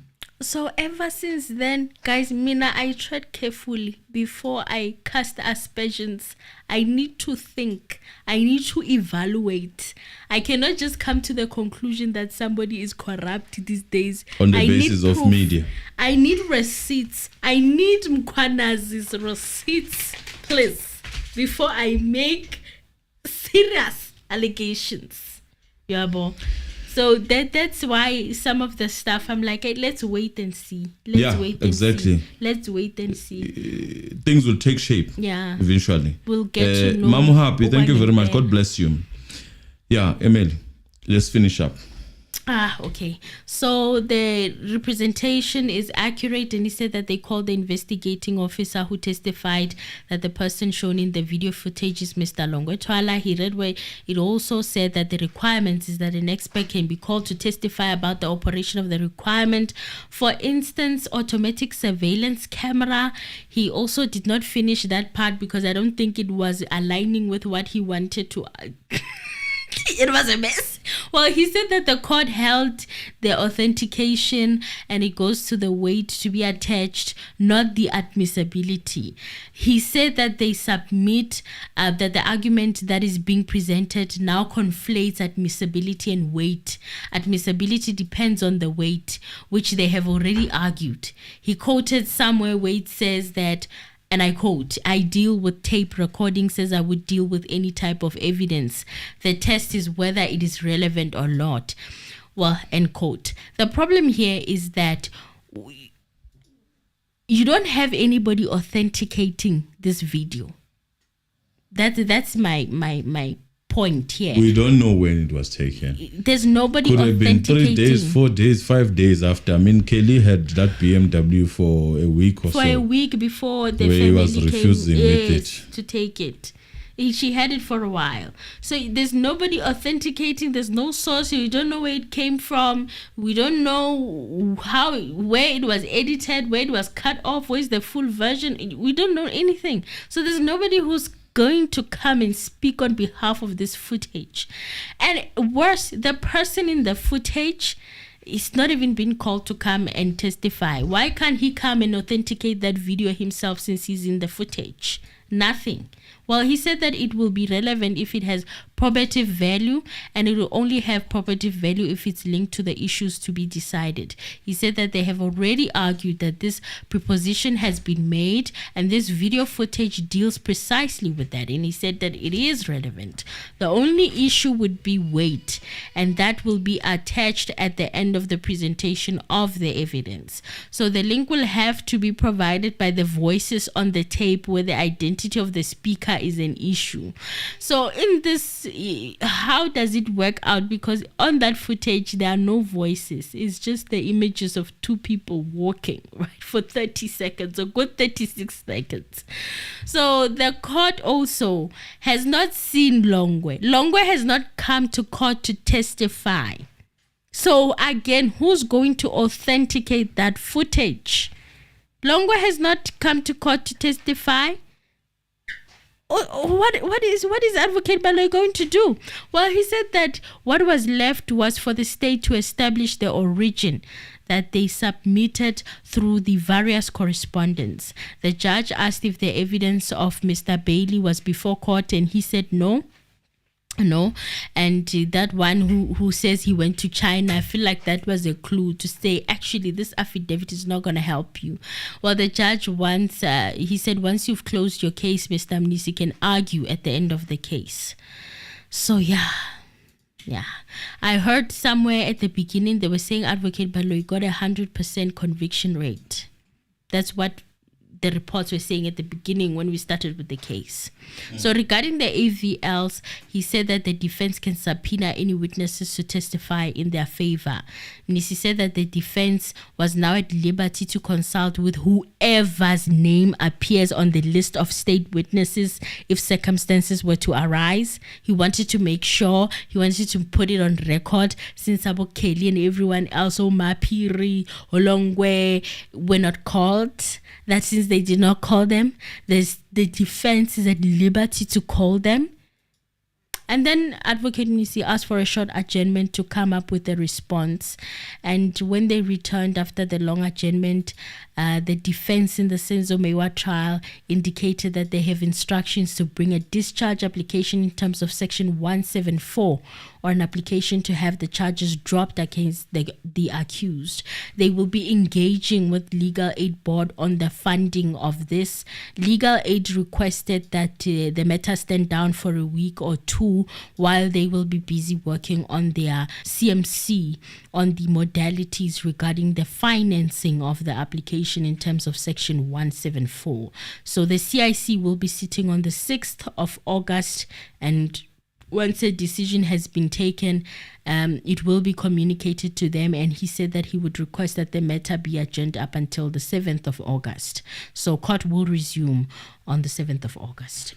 Thank you. So what is Section 174 of the Criminal Procedure Act? Your mic is off. So what is Section 174 of the Criminal Procedure of Act 51 of 1977 in South Africa?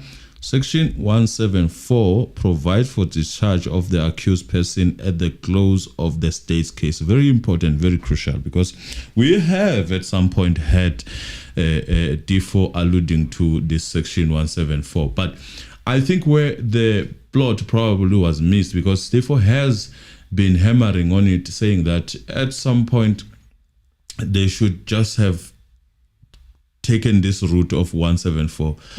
What we didn't, it sounded like you can do it at any point when Tifo was explaining it, but it seems as if here they are saying, when does it happen? It happens after the states finish presenting their case. So if at the close of this case of the prosecution at any trial, the court is of the opinion that there is no evidence that the accused committed the offense referred to in the charge, or any offense of which he may be convicted on the charge, it may return a verdict of not guilty just right away. Basically, let's not waste time. Let's not bring the defense on it. Let's just end here. What you presented is garbage. I don't like it. I don't think it's true. I think you are lying. I think you are dumb sucking. Then I'm closing this case. Yeah. Very fitting, isn't it, for this case? Yes. I'm just saying. I agree. What it means at the end of the state's case, and take that, at the end of the state case, the accused may apply for discharge if the prosecution has not provided sufficient evidence on which the reasonable court could convict. This is before the defense is required to present its case. I can tell you right now, the legal aid board is in fact compelled, whether they like it or not. In my opinion, they are compelled to give in to this idea, because what it does, it saves money. If the court accedes to that discharge, the case is done. It's all over. No one gets paid. They get paid for whatever they worked for. That's it, done. We saved millions and millions and millions and millions. But obviously, if it doesn't happen like that, you would have added another cost. So what they are doing, in my opinion, they are putting pressure, because there are stories going around saying that this case is wasting money. What they are saying is that, let us finish it here. You also what this case is all about: circumstantial evidence, basically nothing solid. Hearsay. Hearsays, a lot of them that have been submitted. So let us end it here. Let us not waste any money. Let us not take this any further. And this is a good move. This is a good move in many ways. It is one weighing the judge where they stand. This is one way of saying, where do you stand based on this evidence that has been provided here? Do you really think that there is prima facie evidence to convict these people, or you are just going along with the music? So if the judge decides to say, no, fine, I think there is prima facie a case here to answer for, so go on defense, they are literally pushing the cost burden to the judge. Because if they go on and later on they win this case, after you've denied this section 174 discharge, it's on you. You couldn't see that in time. You couldn't deal with that in time. You were given that opportunity to really stop the leaking of these funds. You know, if the judge decides to go on and say, oh, by the way, I think you guys should go on, and then they lose, they go on and appeal and win, still the cost is on the judge. Yes. So you are doomed if you do, you are doomed if you don't. But the right path, the right way, the correct way is to say, I agree with you, 100% defense. There is no case here. You know, there is no case, as we all can see. Really, there is no case. So now the burden is on the judge. If the judge says, okay, right, I think there is something to answer for, a bullet, for example, which has already been casted doubts on. You know, it had to be tested, and the handling of that evidence was not clean. You know, after it was tested for the first time, there was no link. Then later it was tested. So, and the DNA and almost everything has cloud on it. So what do you do as a judge? You look at that evidence and say, no, man, there's no case to answer here. You wasted my time. Let us save the state's money. Let these people go. You know, that's basically what they're doing. Now, at the same time, also they're getting a chance of the feel of this judge. Where are you? If you really believe this evidence that, to me, smells and sound like an empty fight. You see, you feel that this thing really, it has merit. Okay, judge, let's go. Let us see where you are going to end with that. Now, let us look at when this discharge is denied. All right. If there is even a slightest evidence implicating the accused, slightest evidence. In this case, I can tell you there's one slightest evidence which implicating the accused that they are going to dwell on. It's a bullet. What about I was thinking the confessions. What about the confessions? I'm coming there. That's why I'm saying the bullet. The confessions already they are admitted on the basis that, you know, they are hanging there. They are not fully admitted. Okay. Yeah, so a decision would be made later. So if another one is if that requires an explanation or a context, if anything just requires an explanation or context, then this discharge will be denied. Evidence that could be strengthened by cross-examination or inference, in this case, and the arguments, I think they are included there. Then also that would prompt this discharge to be denied. Now, what the defense has done here is to say we know there is noise outside the court. That's why I had to ask several times, is anyone that you did not call avail to us? In a sense, it was sending a signal that we know there is noise about Absalom Zoom already. Do you want to go there? Do you want us to go there? Do you really, would you like us to embarrass your investigator and the state as this case was co-joined?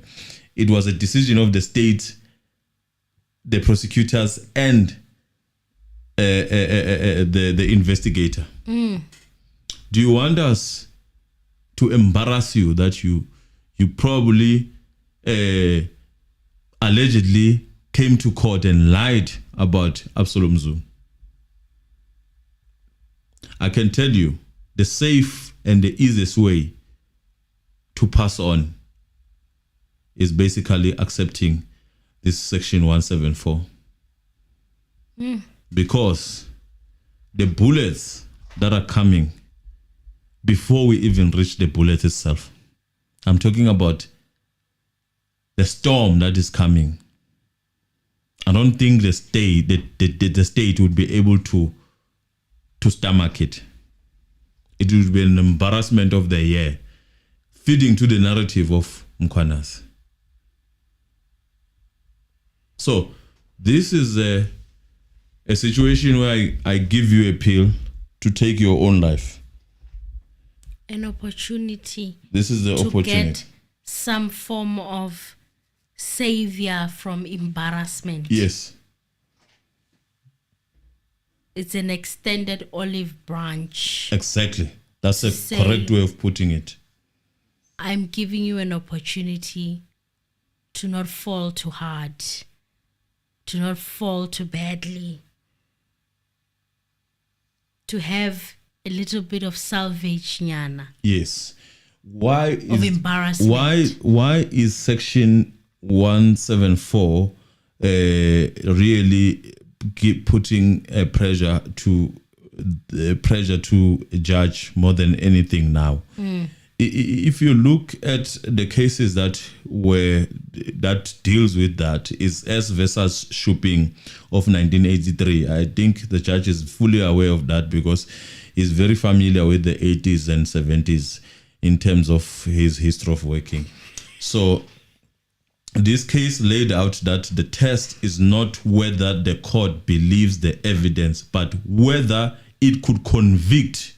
So this is dealing with the court, whether the court could convict on the basis of what Baloyi has submitted. That is pressure to The judge. Mr. Rat. And then there is S versus Lubaka of 2001 Millennium. Very new, this one.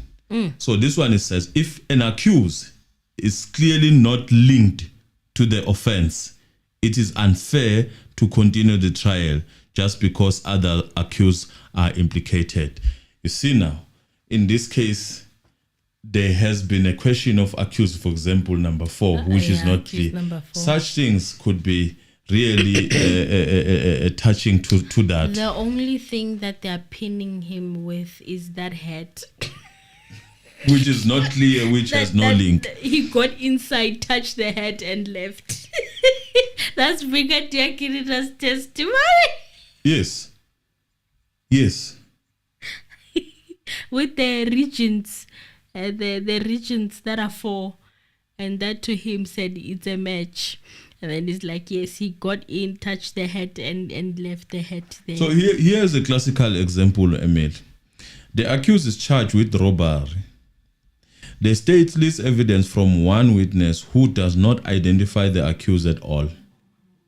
No fingerprints, no CCTV, no links to the accused. The defense applies for a section 174 discharge. The court may grant it, and there is no evidence linking the accused of the crime. Basically, that's what they have relied on. That you were found wondering when you had to describe the issue of DNA. It's not there. Whether you like it or not, it's not there. Whether you were investigating on the basis of 7 regions, it's not a match. That's what the conclusion is. You were found wondering when it comes to the gold tooth. You know, whether you like it or not, you were found wondering. You did not prove beyond that these people had a gold tooth. Whether the doctor decided to write a bit of balance in it, but he did not say this person had a gold tooth. Yes. You know, you were found wondering when you had to describe how you actually matched the gun. You needed to go and get further testing later on. How you decided that it is not clear. When the first test was inconclusive, when you tested it again, it became a match, and how it became a match and is then not the quite procedure of handling that gun, it is something to be open seal bags. To write a book about. So what do you have? Nangu Absalom has deposed an affidavit. It's on the media denying you. Whether you like it or not, is denying that I have had an encounter with Mr. Geninda where I had to write something like that. So basically, let us stop wasting states' money. Let us just take this off, strike this off the road. Let us get out of court. Let us find other cases to get us paid. Oh my God, and there's a statement that was read in court, Bateyaka Absalom. It was read in court. I now remember. Oh my God. And Absalom Zungu is saying, I did not write anything. Sure. So, as I'm saying, this is an olive. What did you call it, Emily? An olive branch. An olive branch to say that, hey. They are saying, let us have you move out in dignity. Or let us embarrass you. And here, I rest my case. So they are So not, let us hear what you guys have to as say. vicious, then they are extending an olive branch. They're not so bad. They still have that consideration that these prosecutors still need to have their dignity, Yabo. So it's an olive branch. What they decide to do with it, it's entirely up to them and the judge as to. It's not an olive branch. One way or another, someone has to account for this case. So does it stop here, or do we go over and drag it some more with now the defense presenting their case? Which one is it? If I was in this position, What would you do? and I had a friend maybe somewhere, somehow in the upper echelons who can hear me when I shout out loud to say, in fact, dismiss it, they are right, I would do that. I would echo. I would make sure that person hears me and hears me very well. I see they are afraid that they will sue the state. The accused will sue the state. They are afraid of that. It doesn't matter if they sue the states by winning now or winning later. After. And then winning later comes with another cost of people getting arrested.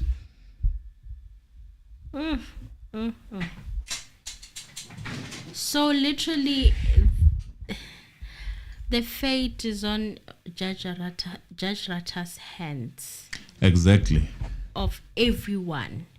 They say the ball is in your court.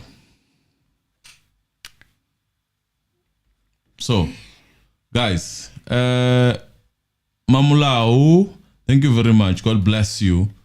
Thank you. Let's press the like button, guys. Why are we still sitting on 464?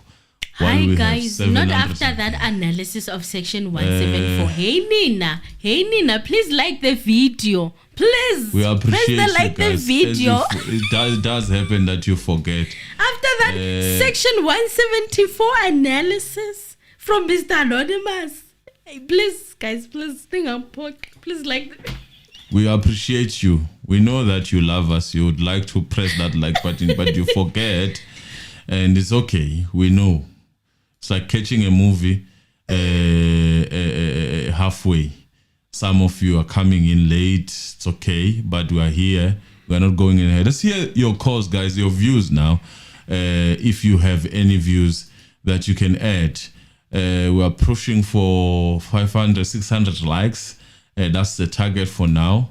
713 people. Let's hear what other people have to say, because it's not all about us. It's all about everyone who's in this channel, who's willing to have or share their opinion with us. All is alleged. Let's hear what you guys have to say, because Dallas Kulum, we've been talking, but now it's your time. Mzansi, hello. You guys have to say. Mzansi, hello. Yes. Hello. Hi, how are you? We're good. How are you? I'm great. I must say, very wonderful wrap up there. In terms of the 174 there. Thank you very much for that.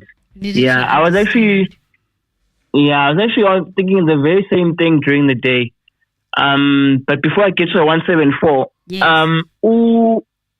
I heard somewhere today that the state itself can launch an application to dismiss charges.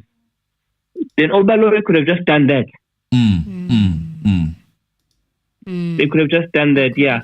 Now on to the 174. There's a lot of witnesses that are waiting to burn the state here. Yeah. That they are waiting to burn the state, and that all Gininda do not want to see on the stand. Gininda does not want to see Makubo on the stand. Yeah. Gininda does not want to see Joyce on the stand. Spear. Yeah. Shedrick Spear. Yeah. The lady who drew the pictures, Logo Netflix, what's her name? Steenkamp. Amanda Steenkamp, yes.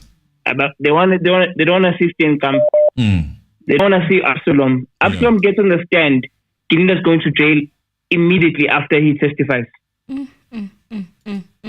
Right? Right? Illegal aid. I'm not sure why must they ask for approval from legal aid to launch this application. I don't understand that part. It's the cost. It's a cost. Yes. Oh, it's a cost. But it's cheaper for them to approve 174 than to carry on for another 2 years. That's why I'm saying mostly they probably gonna accede to it. Yeah. You touched on it earlier on. If these guys bring the law to Rata can't fight. Don't fight him with emotions, appeal to his emotions. Just bring the law. Yeah. Just bring the law.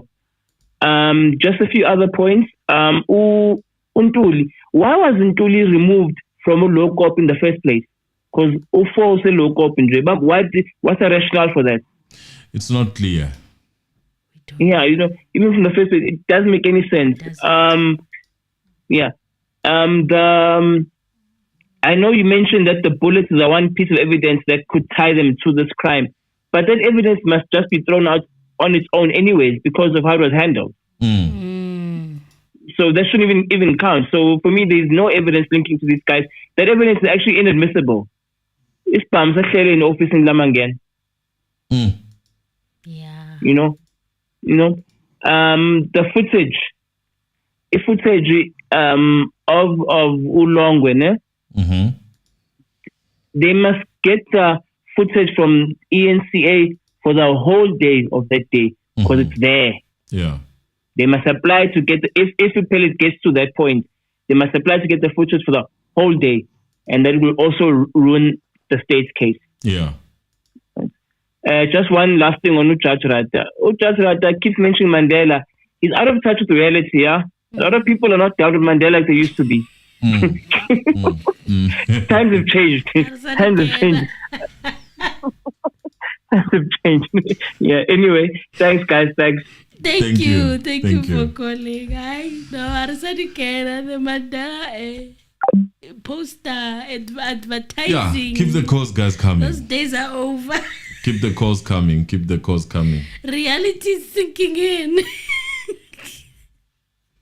Oh my God. Let's hear what you have to say for today. Because I even remember the president. Nzansi, hello.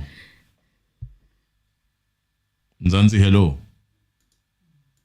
Hi, Mikano. Hi, sir. How are you? I'm very well, thanks. Family, how are you doing? Hi, I'm good, and yourself? I'm good. I also have got quick points. I won't take most of your time, so I'll be quick. Right. Thanks for finalizing the case after 3 years. I could not believe that it has taken 3 years to present a case. Yeah. That on that one only, it is enough for you to apply for a Section 74. It is just that on its own. Yeah, because if you've got a case, we've got everything, evidence, it can take you 3 years. And then after 3 years, we still don't know who actually shot them. Yeah. And so I've got 2 points. Mr. KOZA, Mr. Ano, when Mr. KOZA was talking in court, I got a feeling that Mr. KOZA was a smoking gun. Someone sent Mr. KOZA. There's some powers on top that end up saying, KOZA, go to court and talk to this guy. Yeah. Because, like you say, the Correctional Service Department has got some legal team that should deal with that issue. Because it's no longer, again, go to court and negotiate. Yes. There is an order, now it's a legal issue. It should just be now processed as a legal issue, not go to court. I mean, Mr. Ano, yes, we have been, I'll just use this week as an example. Yeah. Please forget about what had happened during court. Yeah. From Monday to Thursday, these guys have been coming to court late every day. There is a reason for them. They have been late every day. So I sort of put myself in Rata's shoe. That Rata says, you know what, guys? I come here and I sit, and I don't care what is the problem. I just want to continue with my case.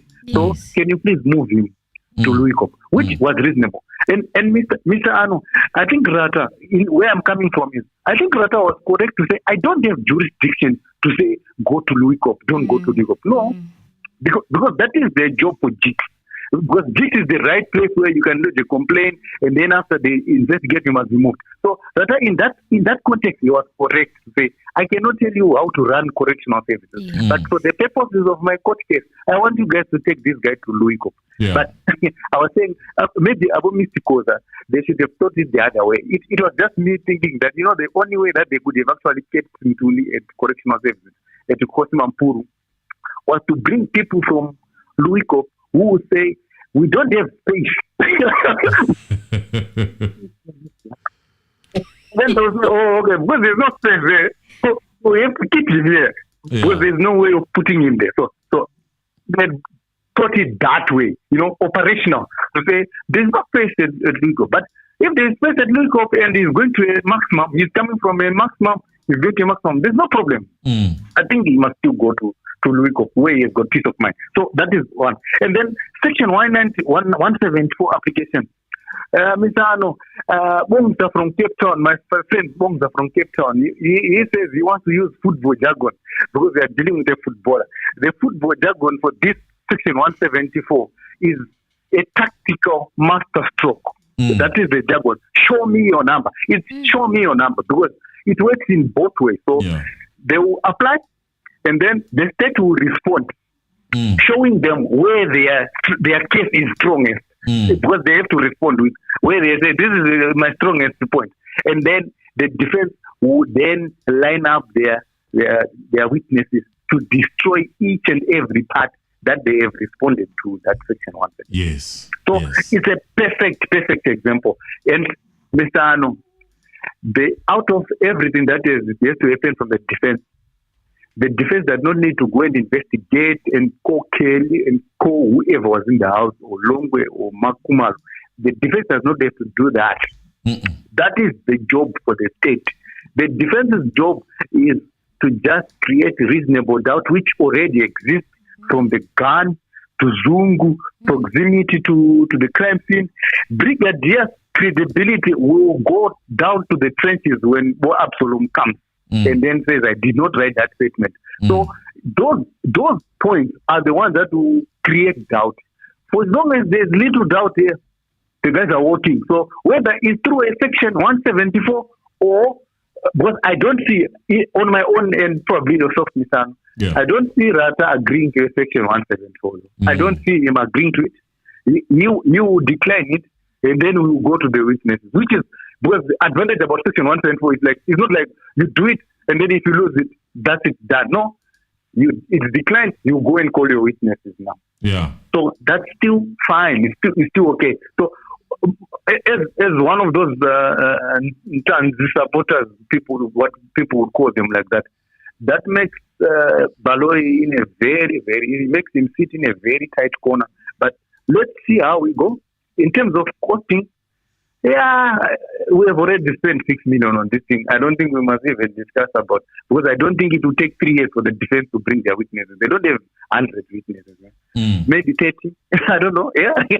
But out of the 30, it will definitely be, I'm hoping it will be quicker than 3 years. Yeah. But thanks, guys. Thanks for the good job. We have come really a long way. I was shocked because I was not counting years. I was not counting years. When they said it's 3 years, I said, wow, that's a long time. Yeah, it's been long. It's been long. Thank you. Thank you. Yes. Right. Yes, you guys are saying you're buffering. Yeah, you might be buffering. I don't know. But let's hear what you guys have to say. I'm interested in what you have to say. Let's press the like button. Remember, we need to reach 600 or more. That's where we are at now, 523. Let us press the like button like we mean it. Let us work our magic on that like button. Yes. Mzansi, hello. Mzansi, hello. Hello. Hi, how are you, sir? Kuhle kunjani? Siyaphila mfowethu. Isemele yaphila kwathi. Ngiyaphila. Yabo. The morning gang. It's my first time talking. Yeah. Yeah, ngiyabulela ngenxaxheba nehlobo eni-analyze ngalo, nohlobo enisinika ngalo ingqaqiso ngetyala likasenzo. Ndiyabulela kakhulu. Yeah. Ya, ndifuna ukutsho nokuthi ubhalo wayitshilo ukuthi if eli tyala liyagqitywa okanye u-accused bayayekwa, u-375 useyenza naye because ulinde eli tyala ukuthi liphele, then 375 uzoza. If u-accused bayayekwa and 375 uyeza, kodwa if bayabanjwa okanye yaphela ityala, 375 uzonyamalala. Yeah. I think ngiyakhumbula salon into enjalo. Yeah. So I'm hoping, man, and I'm praying ukuthi o-accused ityala bayekwe, so sizova u-375 ukuthi uhamba. Very interesting days impela. Singajabula nathi. Hayi, ndiyabulela. Siyabonga mfethu. Sibonge nje ukuthi wemusha ungene, siyabonga. Right, ngiyakhala guys nithi hey it's buffering. I don't know, maybe ngase side lane kuyafika abafowethu asazi. Ngizama ukuthola ukuthi what could be the cause on your side, but let me look at my side also. If there is that issue, I will tell you. But so far, so good on my side. Let's see. Okay, yeah, we are now officially down. Emil. What's going on? We are officially down. I think the buffering is gonna. Yeah, we were down. Yeah, guys, asizwe ukuthi nthini. Let's hear what you guys have to say. Ziyabuya. Press the like button. With that buffer, press the like button. It's happening. We are here. We don't know. We've been here for long, maybe. Yes, kumbuzo uba. No. Guys, again, need to go to I guess this is what you guys have to say. That's a wrong number. It's a wrong one. The number that you call now is this one of 071153 bese ushaya 5006. That's the number. It's scrolling. Scrolling. But if you are calling the other one, I'm not going to answer it. Let's hear what you guys have to say. The reason why is because it's not connected. You won't be able to hear. You won't be able to hear. Yeah. Right. Normally it's in Qatar and I in Qatar. It's been 2 hours, 2 hours of sitting in this chair. Okay, we'll come back tomorrow. Tomorrow is another day. Yeah. Let us let the network enjoy this day today. Yeah, tomorrow, siyabuya futhi. There are other things that I wanted us to discuss. We'll cover them tomorrow. Oh, yes. I see people we are okay now. Ansikemo is saying we are okay now. They haven't intercepted. Hey, we've been through a lot. We've been traumatized. You know what? Now I'm convinced that, you know what? I can do anything. I can do things.